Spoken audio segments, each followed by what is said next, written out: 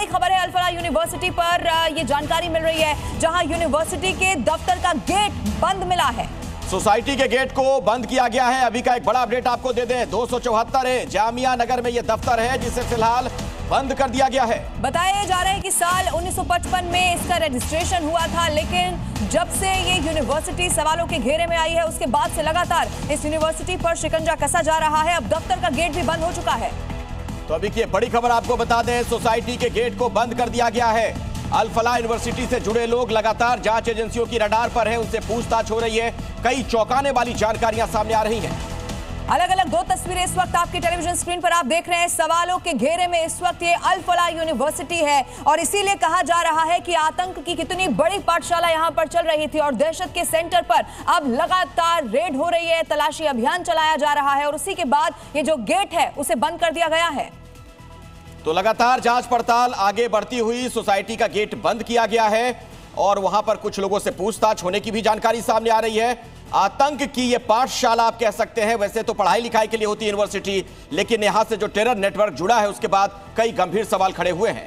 और अब आपको ये भी बता दें कि इस वक्त चूंकि वहां पर परीक्षाएं भी चल रही थी, लेकिन कितना बड़ा अड्डा यहीं से आतंक का चलाया जा रहा था, इसी से जुड़ी हुई एक रिपोर्ट आपको दिखाते हैं। मेरे सामने जो आप ये अपार्टमेंट देख रहे हैं, इसके बगल से ही है अल-फलाह यूनिवर्सिटी के हेड ऑफिस का रास्ता, जहां से कल इस यूनिवर्सिटी के फाउंडर जावेद अहमद सिद्दीकी को गिरफ्तार किया है। फिलहाल ईडी ने 13 दिनों की कस्टडी में लिया है फाउंडर को, क्योंकि यूनिवर्सिटी में एक और जहां आतंकी साजिश रची जा रही थी, वहीं यहाँ से मनी लॉन्ड्रिंग के मामले भी चल रहे थे। इस यूनिवर्सिटी का जो एक्रेडिशन है NAAC का, वो 2018 में ही एक्सपायर हो चुका है। यूनिवर्सिटी ने खुद को UGC के तहत 12B में भी रजिस्टर्ड होने की बात कही है और ये भी झूठा निकला। एक ही ईमेल आईडी, एक ही कॉलिंग नंबर जो हर जगह इस्तेमाल हो रहा था। पेरेंट्स के साथ धोखाधड़ी तो हो ही रही थी और सबसे बड़ी बात, इसी यूनिवर्सिटी में देश को दहलाने की साजिश भी रची जा रही थी। फिलहाल आप ये गेट देखिए, ये गेट यहाँ पर पूरी तरह से बंद कर दिया गया है, क्योंकि इस हेड ऑफिस के बगल में ही अपार्टमेंट भी है जहाँ स्थानीय लोग रहते हैं। अगर जो लोग यहाँ रह रहे हैं सिर्फ उनकी पहचान करके अंदर भेजा जा रहा है। ऑफिस को अभी बंद कर दिया गया है। जावेद अहमद सिद्दीकी के साथ लैपटॉप और मोबाइल जो है वो भी जब्त किए गए हैं।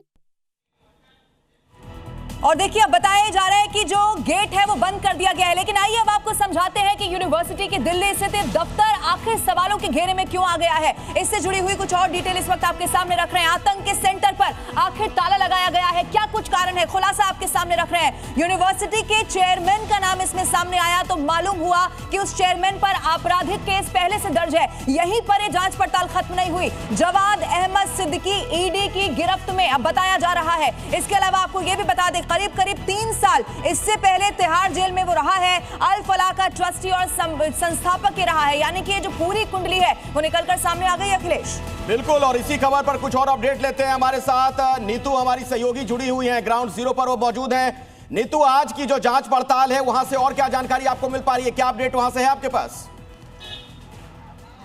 देखिए अखिलेश, अल-फलाह यूनिवर्सिटी के हेड ऑफिस का रास्ता जो है यहीं से गुजरता है। सामने आप ये अपार्टमेंट देख रहे हैं। देखिए, यहाँ बाहर आप हमें जाने से रोक रहे हैं, लेकिन एक बार तस्वीरों में दिखाने दीजिए कि यही वो अल-फलाह यूनिवर्सिटी का हेड ऑफिस है।